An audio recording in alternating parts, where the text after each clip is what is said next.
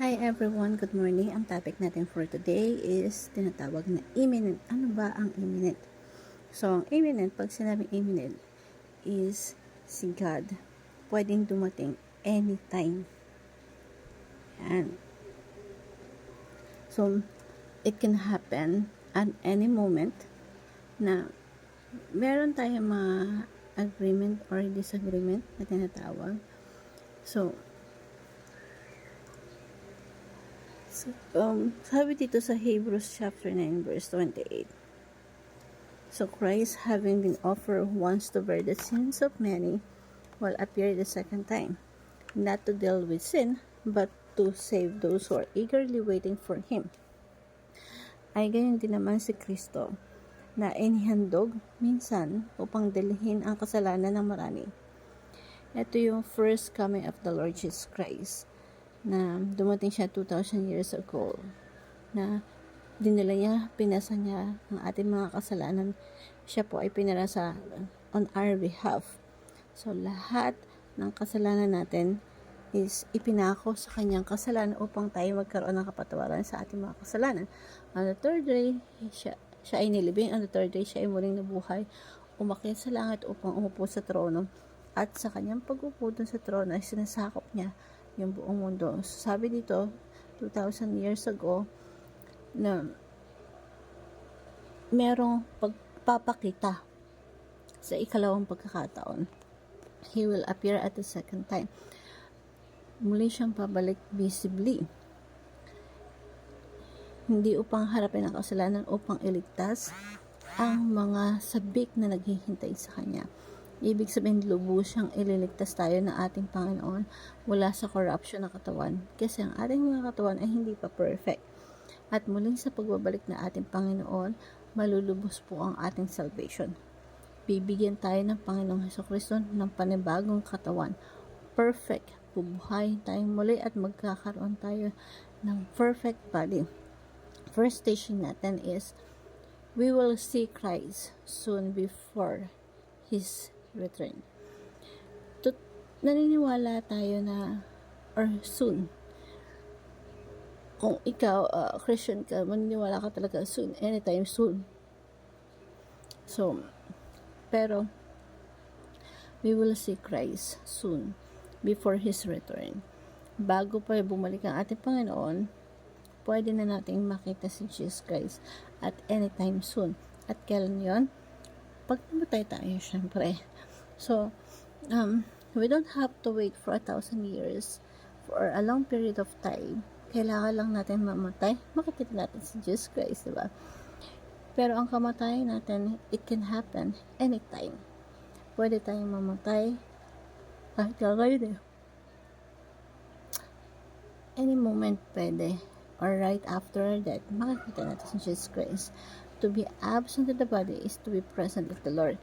Kung ikaw ay namatay, yung Espiritu is babalik sa ating Panginoon Diyos. We will see Christ soon before His return. In this sense, merong imminence. Pero not in the return of Jesus Christ, but anytime soon, kapag sa lifetime natin, na wala tayo, namatay tayo. Yeah. So, next natin na teaching natin is Return of Christ completes redemption. Pag tayo ay namatay, makasama natin ang Panginoon. Ang Panginoon, someday babalik dito sa lupa, dito sa earth. At anong gagawin niya? Kukumpletuhin niya yung redemption.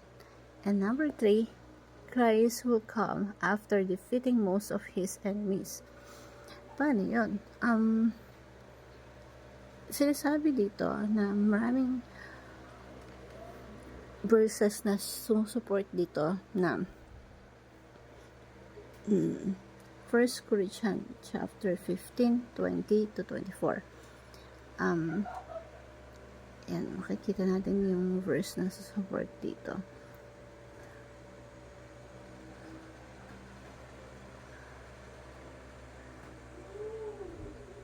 So, sabi dito, sa verse na to, point number 3, comes will come out of their defeating most of His enemies. ang ating Panginoon muli siyang babalik. Pagkatapos niyang gapiin yung most of his enemies. Hindi lahat, but most.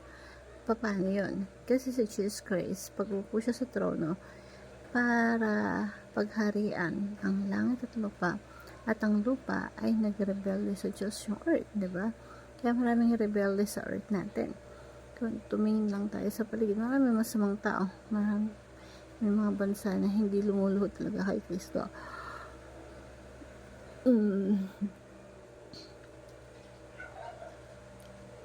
Then, sinabi sa ating yung commandment na disiplohin ang lahat ng bansa. So, pag-upo ng ating Panginoong Hesukristo, hindi siya nakatambay lang at nag-aantay ng panahon ng kanyang muling pagbabalik. Ang Panginoon, active, He's working through His people, through the church, to conquer the nation. Kaya yung point number 3 natin, the return of Christ completes redemption. So, muling pagbabalik ng Panginoon, kukumplituhin niya yung redemption. At dito, matatagpuan natin yung sabi dito, comes to the end when He delivers the kingdom of God Father after destroying every rules of every authority and power. For He must reign until He has put all these enemies under His feet. And the last enemy to be destroyed is death. Ang pinakahuling kaaway ng Panginoong Hesukristo ay ang kamatayan, at lulupigin niya ang kamatayan sa kanyang muling pagbabalik. So, for first coming of Jesus to the second coming of Jesus, ang nangyayari, sinasakop yung mundo.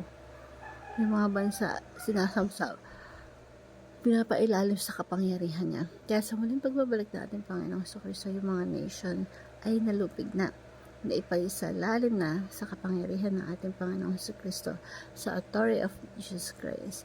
So, muling pagbabalik ng ating Panginoon, yung Great Commission, yung discipline ng lahat ng bansa, magkakaroon ng katuparan.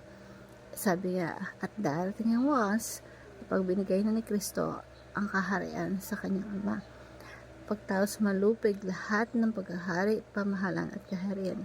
Sapagkat si Kristo ay dapat maghari hanggang sa malupig niya at lubusang mapasuko ang kanyang mga kaaway.